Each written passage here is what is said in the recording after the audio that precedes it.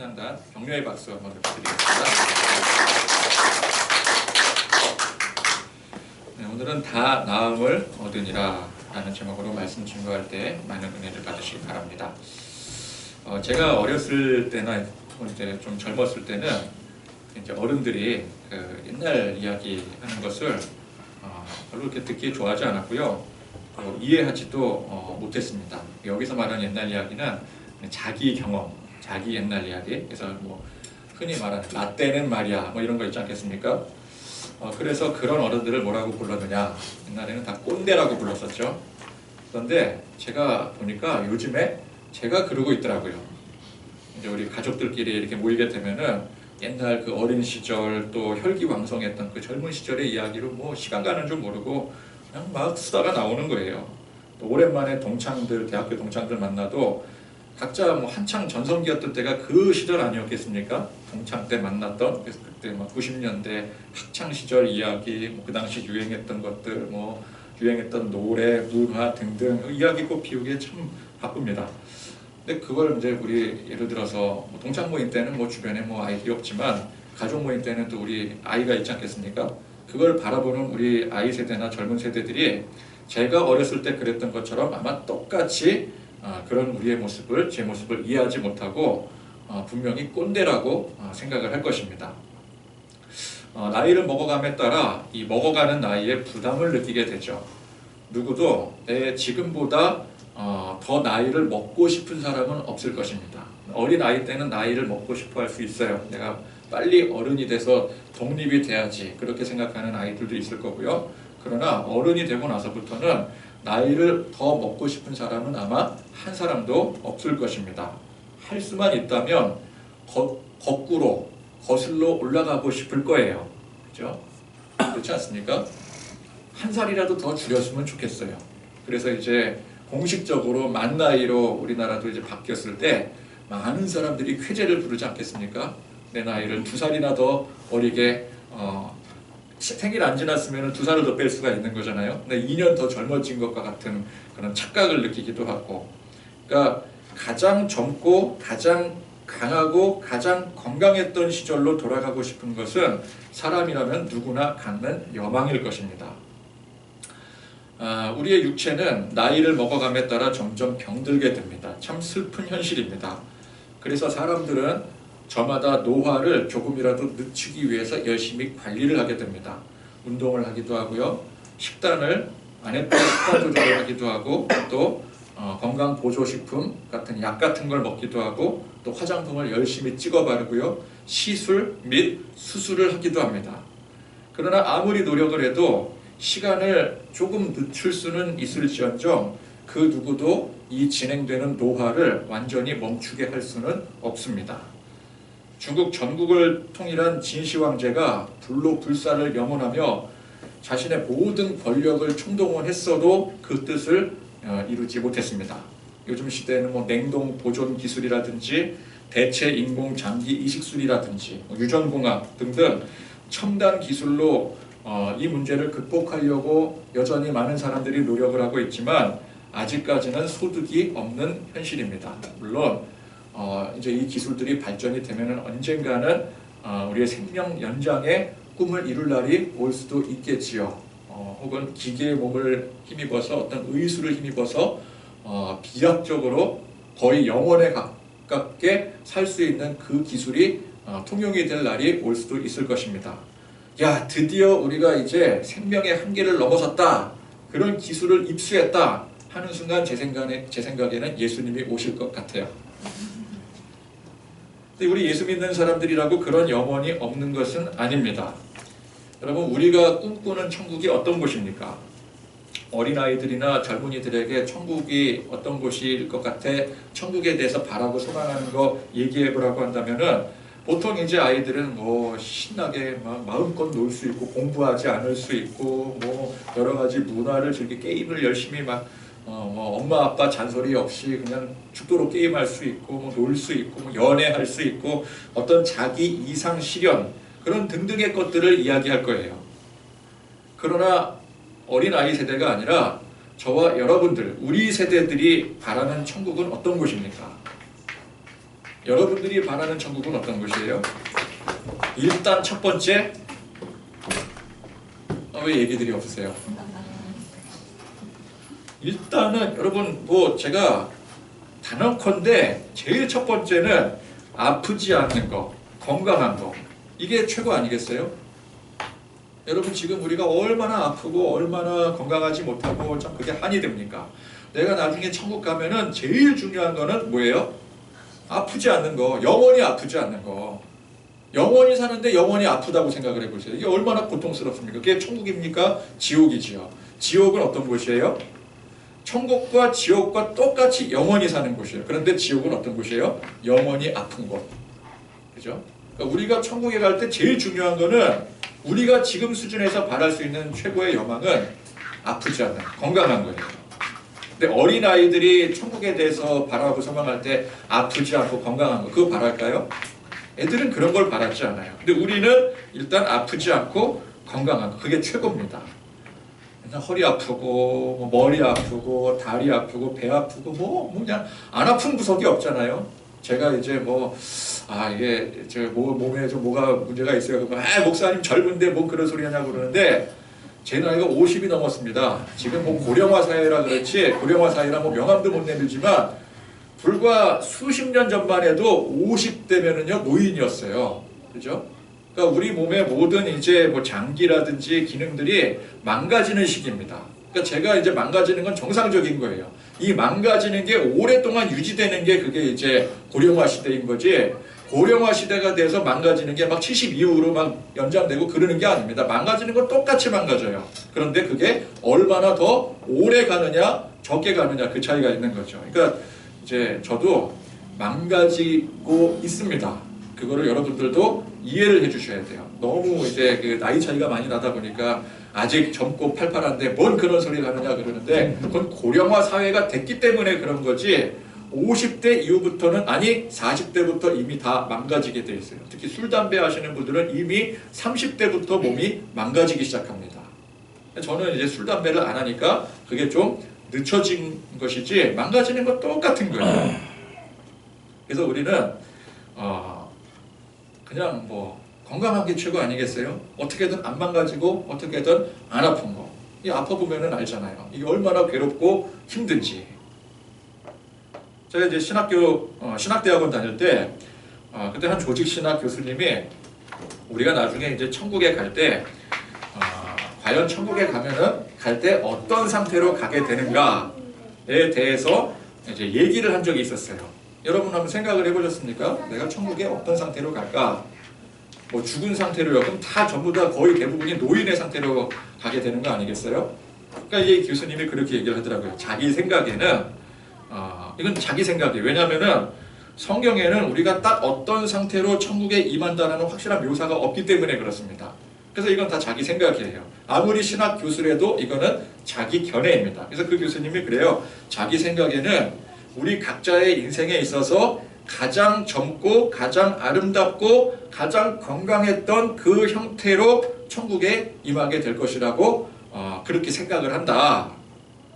물론 그건 신학적 견해가 아닙니다. 지극히 자기 개인적인 견해예요. 그러니까 우리가 그렇잖아요. 내 인생에 창창했던 시절이 있었는데 지금은 그 시절이 아니잖아요. 지금은 이미 늙고 병들고. 그런데 우리가 이제 자연적으로 수명이 다해서 천국을 간다면은 그 자연적으로 수명했을 그 시점으로 천국에 간다 그러면은 참 영원히 살아야 되는데 기왕이면은 좀 젊고 싱싱한 몸으로 살았으면 좋겠는데, 그러면 우리 천국에 가서 막 후회하잖아요. 일찍 죽을 걸.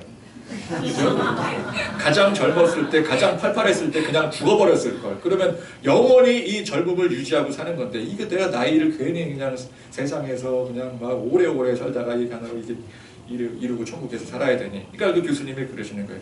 그럴지라도 그 걱정하지 말아라. 우리가 가장 젊고 싱싱했던 그 시절로 돌아가서 천국에서 살게 될 것이다. 신학적인 견해는 아니라 그랬어요. 그런데 그 교수님의 주장에 많은 학생들이 공감을 했습니다. 그러니까 무슨 뜻이에요? 신학교 교수나 목사님들도 젊고 건강한 몸을 갖는 것이 그걸 당연한 소망으로 여긴다라는 뜻이죠. 자, 그래서 예수님의 이 병고침의 이적은 예나 지금이나 이 관심이 초집중될 수밖에 없는 것입니다. 그러니까 예수님 당시 수많은 사람들이 예수님께 모여들었잖아요. 이 수많은 사람들이 예수님께 모여들어서 얻고자 했던 가장 중요한 핵심이 뭐였어요? 병고침이었어요. 병을 고치기 위해서 모이는 거예요. 이보다 더 큰 유익이 없습니다. 내가 지금 병이 든 상태에서는 돈이건 명예건 전부 다 의미가 없는 거예요. 오병이어의 이적, 지난 시간에 오병이어의 이적도요, 건강할 때 누릴 수 있는 거예요. 그죠? 옛날에는 지금처럼 의학이 발달하지 못했습니다. 인간 평균 수명이 지금보다 훨씬 짧았습니다. 얼마나 많은 사람들이 원인도 이름도 모를 병마에 시달렸겠습니까? 그러니 병을 고친다는 것이 그 당시엔 굉장히 큰 일이었고요. 그것이 최고의 능력이 될 수밖에 없었습니다. 오늘날도 마찬가지예요. 오늘날도 이 병고침에 특히 이 신유 사역은 교회 안에서 굉장히 큰 비중을 차지하고 있습니다. 보통 이제 어떤 금요 기도회건 무슨 기도회건 기도회 할 때 우리 교회는 제가 그런 건 별로 없지만 보통 교회에서 빠짐없이 등장하는 순서가 뭐예요? 아픈 곳에 손을 얹고 기도 혹은 이제 안수 기도, 기도 받는 거. 다른 어떤 중요한 일보다 이게 우선이 되어져요.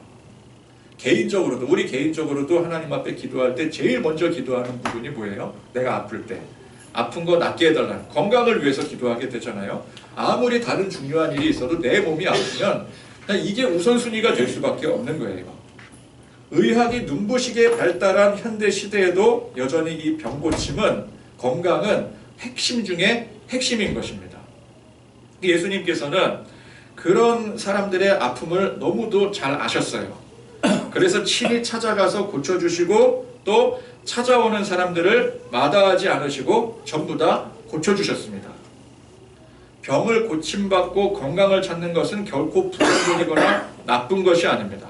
만약 그게 나쁘고 틀린 것이라면 예수님께서는 병자들을 고쳐주지 않으셨을 거예요.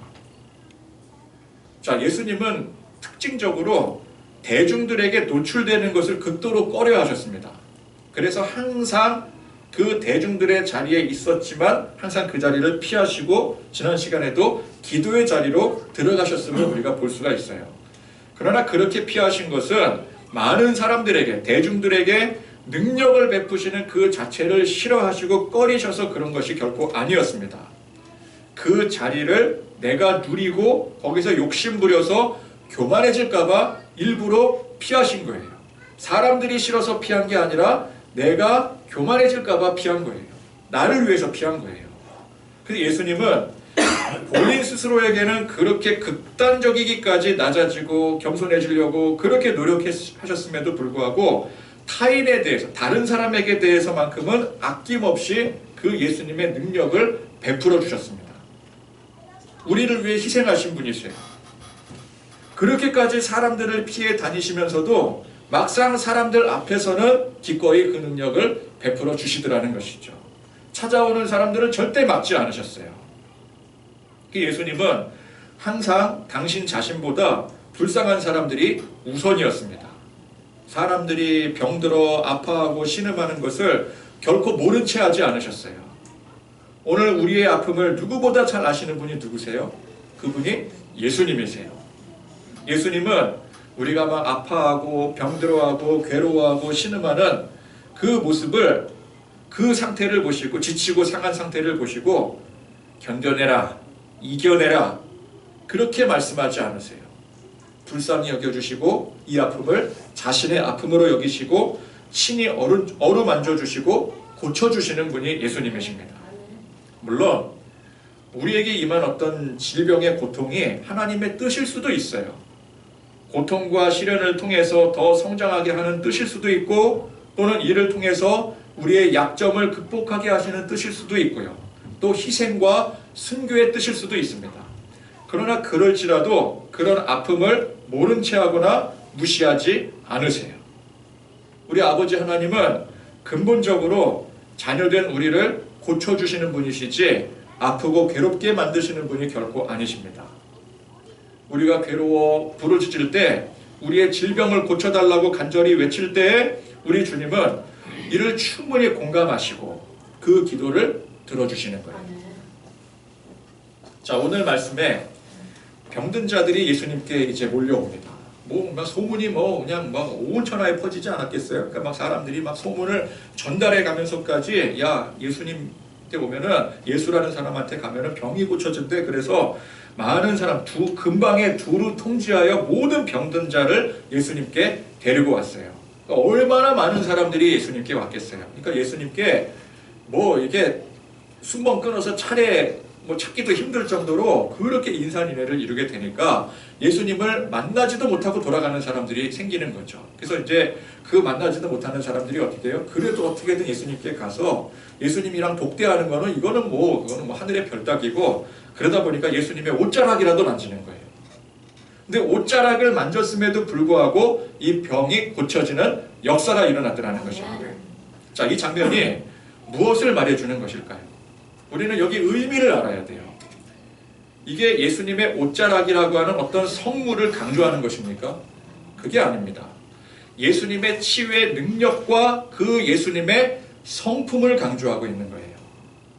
예수님께서 찾아오는 수많은 병자들을 불쌍히 여기셔서 고쳐주시는데, 그 사람들 각자 어떤 사정을 듣고 그걸 듣고 평가하시고 판단을 해서 너는 고쳐주고 너는 땡, 그렇게 판단하고 고쳐주지 않으셨더라는 거예요. 자, 줄 서. 그런 다음에 이름이 뭐야? 제 이름 뭡니다. 믿음이 얼마나 됐지? 교회 다닌 지 얼마나 됐지? 얼마나 교회 헌신하지? 헌금 얼마에? 11조 내어 가져와봐. 그리고 얼마나 기도 많이 하는지. 하루에 기도 몇 시간? 제가 하루는 좀 그렇고 금요일 기도회랑 주일에는 열심히 기도하다가 탈락. 하루에 1시간 이상 기본적으로 기도를 해야지. 그래야 고침받지. 또 얼마나 열심히 하는 사람인지 그걸 보고 평가를 내려서 누구는 고쳐주고 누구는 탈락시키고 그러지 않으셨더라는 것이죠. 죄인이건 천하에 몹쓸 사람이건 예수님을 찾기만 하면 누구든 고침을 받았더라는 거예요. 예수님의 옷자락을 만졌음에도 고침을 받았다는 게 이게 무슨 뜻이겠습니까? 예수님께서는 예수님께 찾아오는 그 누구도 그 사유나 상태나 수준을 전혀 따지지 않으셨더라는 거예요. 예수님 만나지 않아도 된다라는 거예요. 찾아오기만 하면 된다라는 뜻이에요. 묻지도 따지지도 않고 무한히 베풀어 주셨다라는 뜻입니다. 그게 옷자락을 만졌다라는 의미예요. 그런데 사람들은 어떤 상징이라는 것에 자꾸만 의미를 부여하게 됩니다. 의미 부여하는 걸 참 좋아하는 사람들이 인간이라는 종족인 것 같아요. 예수님께서 치유의 능력을 베푸셨는데 오늘 말씀해 보니까 특이하게도 옷자락에서 능력이 나갔더라 했을 때 예수님께서 얼마나 사람들에게 베푸시기를 원하셨는지 그 예수님의 성품에 관심을 두는 게 아니라 그 상징적인 옷자락에 관심을 두고 거기에 자꾸만 의미를 부여하게 되는 거예요. 비슷한 예가 바울의 손수건 같은 게 있죠. 또 예수님께서 십자가 처형 당시에 입으셨던 옷, 그 성의라고 해서 그것도 또 이렇게 이후에 여러 가지 의미를 또 생산해내잖아요. 그래서 이 기독교가 온통 상징투성이었습니다. 십자가라든지 가시면류관, 성수, 성의, 휘장 등등, 그죠? 심지어 이를 이루는 재료들에도 그 의미를 부여하게 돼요. 노수로 만들어졌어야 된다, 혹은 은으로 만들어져야 된다, 바티칸에서 공수를 받은 물이어야 된다, 등등. 종교개혁 이후의 개신교에도 그런 잔재가 지금까지도 많이 남아있게 되어 있습니다. 여러분, 교회에서 쓰고 남은 헌금 봉투나 주보 같은 것을 함부로 버리지 못하는 분위기가 아직까지도 있어요. 물건에는요, 용도라는 게 있습니다. 그죠? 근데 그 물건이 용도를 따를 때는 그 용도에 따른 가치가 있는 거예요. 그러니까 물건이 가치가 있을 때는 언제예요? 용도를 따르고 있을 때, 용도를 행하고 있을 때가 가치가 있는 거예요. 그러나 그 용도를 다 했을 때는 그 가치가 없어져 버리게 됩니다. 가치를 다하게 되면 어떻게 돼요? 버려지게 되는 거예요. 여러분, 버려지게 되는 걸 뭐라고 불러요? 학계에서는 그걸 전문 용어로 쓰레기라고 부릅니다. 쓰레기예요, 쓰레기. 교회 용품들이 그 용도를 따를 때는 그에 따른 가치로 쓰이게 돼요. 그래서 거룩한 성물이 될 수가 있습니다. 그러나 그 용도를 다했을 때는 뭐가 되는 거예요? 쓰레기, 부산물이 되는 거예요. 버려지는 거예요. 거기에 의미가 없어요.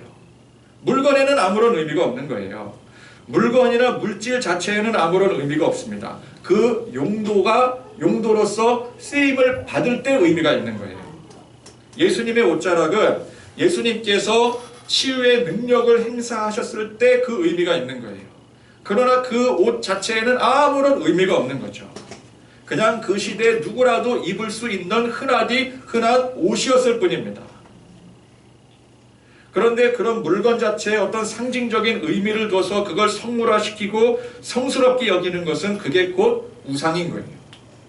여러분, 제가 여기 서 있는 이 강대상이 의미가 있을 때는 어떤 시간입니까? 지금 이렇게 말씀을 선포하고 예배 인도하고 할 때.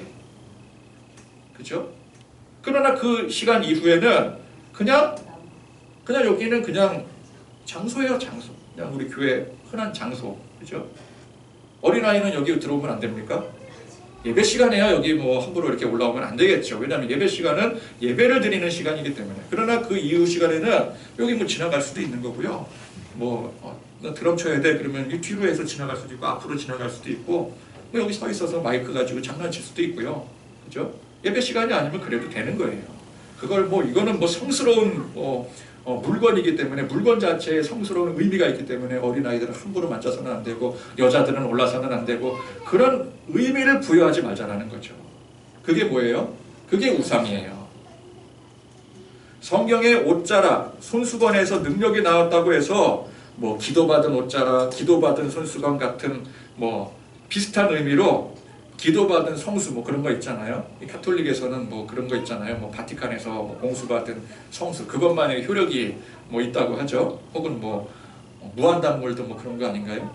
어디서 기도받아가지고 이렇게 된 그 물이 거기서 이제 능력이 나간다.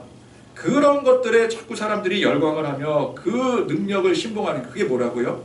그게 우상이라는 거예요. 누가 거기에 기도를 했건 그게 어디서 나왔건 간에 물건 자체에는 아무런 의미가 없어요. 바티칸에서 공수해 왔을 때 예를 들어 교황께서 거기에 정말 기도를 담아서 하나님을 향한 그 염원을 담아서 아무리 기도를 했다고 해도 그걸 일개 아무나 그걸 가지고 왔을 때 그 일개 그 사람에게는 아무런 능력이 없는 거예요. 그걸 신봉하는 게 우상인데 그게 곧 교황이 면죄부 판 것이나 다름이 없는 겁니다. 그죠? 면죄부가 무슨 의미가 있어요? 아무 의미가 없는 거잖아요. 그 자체가 우상인 것과 똑같은 거예요. 제가 누차 했던 이야기. 누군가가 열심히 기도했던 장소가 그것 때문에 그 땅이 성스러운 땅이 되겠습니까? 어떤 사람이 눈물 흘려서 내가 이 땅에서 열심히 기도를 했어요. 그런다면 그 땅이 성스러운 장소가 돼요? 아니에요. 기도했던 그 사람이 있을 때는 그 사람의 영향, 그 사람 자체가 성스러운 거지 그 땅이 성스러워지는 게 아니에요. 그 사람이 그 땅을 떠나고 죄인들이 와서 거기서 행패를 부리게 되면 그 땅은 죄인들의 땅이 돼버리고 마는 거예요.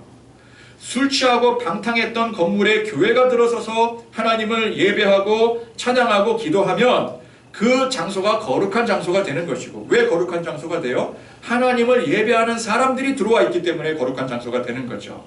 그리고 다시 그 자리에서 교회가 나가고 그 빈자리에 술집이 들어오게 되면 그 거룩했던 장소가 술 취하고 방탕한 장소가 되어버리는 거예요. 이해가 되십니까? 그러니까 물질이나 물건이나 장소 같은 것들은 아무런 능력과 의미가 없는 거예요. 오직 예수님이 능력이시고 그 예수님을 믿고 따르는 사람들에게 의미가 있는 것입니다. 우리가 흔히 이제 옷자락이라도 만지는 믿음을 칭송하곤 합니다. 굳이 예수님께서 직접 만나서 기도해 주시지 않으시고 옷자락을 만지는 정도로도 예수님은 이미 다 아시고 능력으로 고쳐주신다, 능력을 베풀어 주신다라는 절대적인 믿음을 말하는 건데, 이 믿음은 우리가 앞서 마태복음 9장에 12해 동안 혈루증을 앓았던 그 여자의 믿음이었어요. 예수님께서 그 당시에 한 관리, 회당장 야이로의 딸이 죽었다라는 소식을 듣고 죽어간다라는 소식을 듣고 이제 살리러 가실 때에 가는 길에 만났던 여인이었어요. 근데 이 여인이 너무 부끄러운 나머지 예수님의 옷자락만 만졌었죠. 그죠? 또 비슷한 예가 백부장의 믿음. 백부장이 뭐라 그랬어요? 내 하인이 죽게 되었는데 굳이 오실 필요 없이 말씀만 하시면 낫겠나이다. 이 믿음은 어떤 믿음이에요?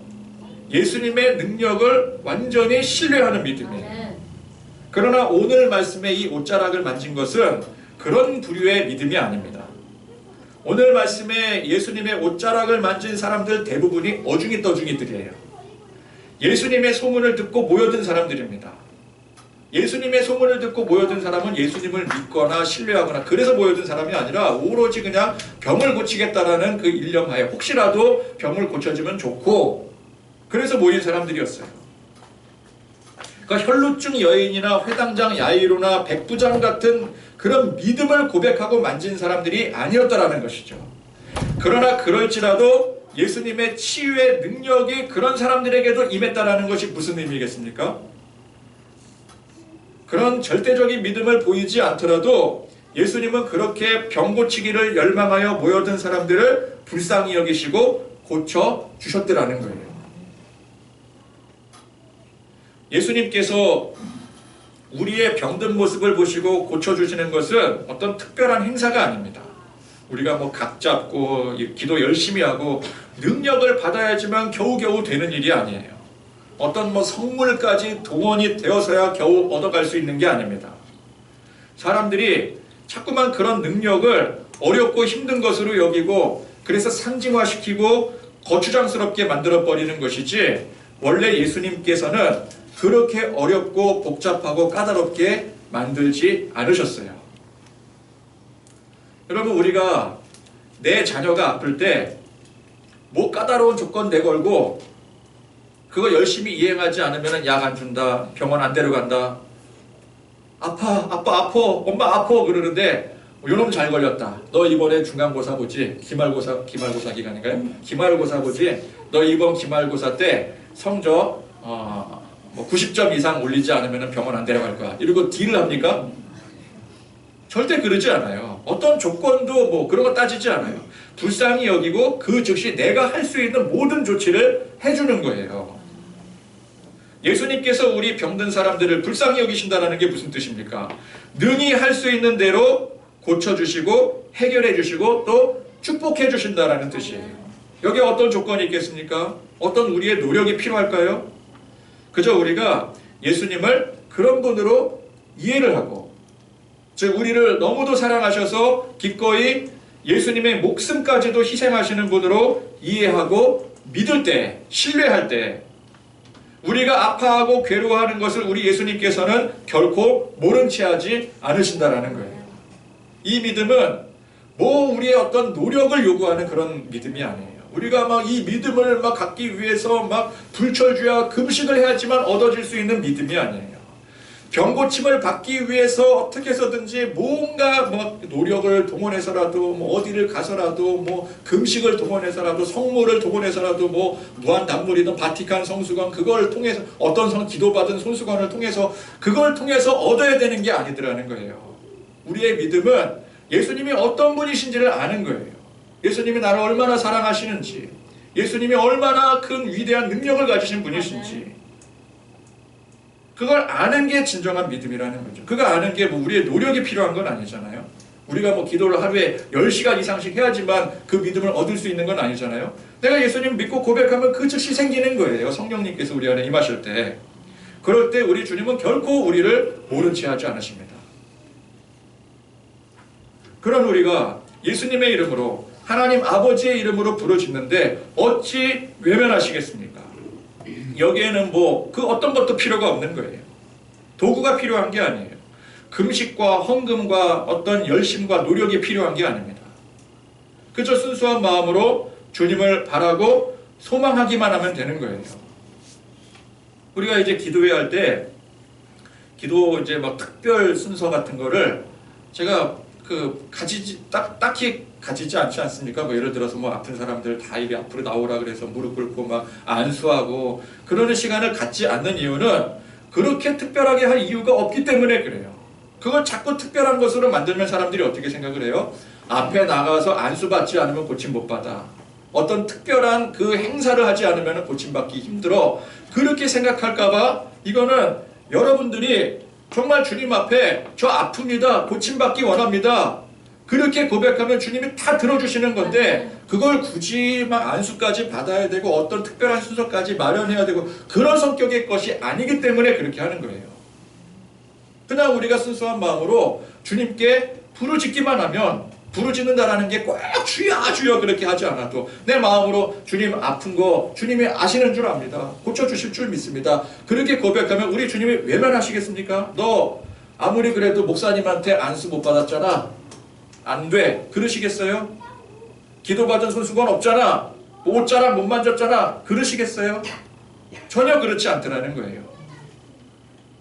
우리가 다 아픔이 있습니다. 질병의 고통이 있고 삶의 고난이 있습니다. 그걸 우리 주님께서 결코 모르지 않으세요. 우리 주님께서 그 문제들에 대해서 내가 어떻게 하기를 바라느냐라고 물으신다면 우리는 어떻게 대답을 하겠습니까? 아, 주님 괜찮습니다. 뭐 주님 바쁘신데 제가 다 알아서 해결하겠습니다. 바쁘신데 뭐 바쁜 일 보세요. 우리가 이러겠습니까? 주님 아픕니다. 제가 힘듭니다. 주님께서 해결해 주시지 않으면 안 됩니다. 있는 그대로 그냥 솔직히 대답하는 거예요. 그러면 우리 주님께서 뭐라 그러세요? 그러냐? 그냥 물어봤어. 너 어지간히 노력해서 안 되는 거 알지? 너 지금까지 했던 노력 가지고는 지금까지 했던 그 기도 노력 가지고는 안 되는 거 알지? 하루에 기도 몇 시간 했어? 이렇게 물어보지 않으신다라는 거예요. 주님 뭐라 그러셔요? 우리가 아픕니다. 주님이 고쳐주시지 않으면 저 큰일 납니다. 할 때 우리 주님께서 내가 다 안다. 내가 너보다 더 잘 안다.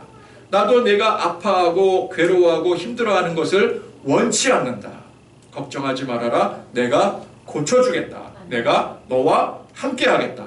우리 주님은 항상 우리에게 이렇게 말씀하시는 거예요. 우리는 성격이 급해서인지 주님의 뜻보다 우리의 뜻에 더 관심을 두게 됩니다. 우리의 뜻대로 당장 이루어지지 않을 때 걱정, 근심하며 절망하며 흔들리게 돼요. 그러나 주님은 결코 우리를 외면한 적이 없으십니다. 주님은 결코 우리를 외면하지 않으세요. 다만 우리의 급한 성격대로 해주시는 게 아니라 주님의 그 사려 깊은 완전하신 섭리대로 해주시는 거예요. 이거는 우리가 알고 가야 되죠. 당장은 내 기도를 외면하시고 응답해 주시지 않는 것 같아 보일지 모릅니다. 그래서 조급한 나머지 더 열심을 내고 그래서 야 이거 이 방법으로는 안 되는가 보다. 옷자락이라도 만져야 되나 보다. 그래서 그런 도구를 이용해서라도 해결하려고 들어요. 그러나 우리 주님은 우리의 기도를 결코 외면하지 않으세요. 그럼에도 불구하고 기다려야 될 상황, 꾸준히 인내해야 될 상황이라면 그게 주님 보시기에 가장 좋은 방법이기 때문에 그런 거예요. 그래서 우리가 주님을 온전히 믿는다면 믿고 맡길 줄도 알고 기다리고 인내할 줄도 알아야 되는 거예요. 회당장 야이로의 딸이 죽어가고 있었습니다. 예수님께서 빨리 오셔야 돼요. 근데 예수님께서 어떻게 가셨어요? 천천히 가셨어요. 가다가 혈루증 앓는 여인까지 고쳐주시고 가셨어요. 여유를 부리시면서 가셨어요. 그래서 어떻게 됐어요? 그 딸이 그만 죽었어요. 사람의 생각에는 어때요?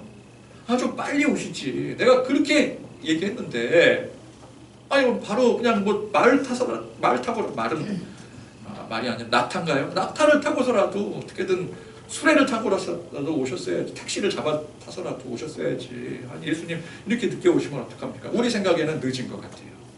그러나 예수님의 생각에는 그 시기가 딱 적당한 시기였어요. 그러니까 이 회당장 야이로는 기다릴 줄도 알아야 되는 거죠. 내가 이미 세상이 끝났다. 이제 뭐 상황이 끝났다라고 생각을 해도 그게 끝난 게 아니에요. 기다리고 인내할 줄도 알아야 되는 거예요. 주님은 분명히 우리의 상황이나 마음이나 염원을 다 아시고 이해하십니다. 그리고 중요한 거, 가장 좋은 방법, 가장 좋은 예수님의 뜻대로 해결해 주시고 인도해 주신다는 것을 믿으시기 바랍니다. 아멘. 수고하고 무거운 짐진 자들이 예수님께 오기만 하면 쉬게 해주신다고 했어요. 오늘 말씀에 병들고 지친 사람들이 예수님을 찾아오니 그의 옷자락만 만졌음에도 불구하고 병 고치고 문제 해결을 받게 되었습니다. 오늘 우리의 모든 수고와 질병과 고통의 문제들을 우리가 어떻게 하겠습니까? 예수님을 찾아 예수님을 온전히 믿고 맡기실 수 있기를 바랍니다. 그걸 어렵게 해석하고 그걸 설명하고 요구하는 그런 사이비의 유혹에 빠지지 마시길 바랍니다. 우리 주님은 그걸 단 한 번도 어렵고 힘들게 주신 적이 없으세요. 안수를 받아야지만 혹은 신유 은사 집회에 가야지만 주시는 게 아니에요. 우리 주님을 온전히 믿고 우리 주님 앞에 원하고 바랄 때에 주님이 주시는 것으로 주님이 주시는 그 능력을 믿고 회복을 얻고 축복받으시는 그런 저와 여러분들이 되실 수 있기를 간절히 축원드립니다. 아멘.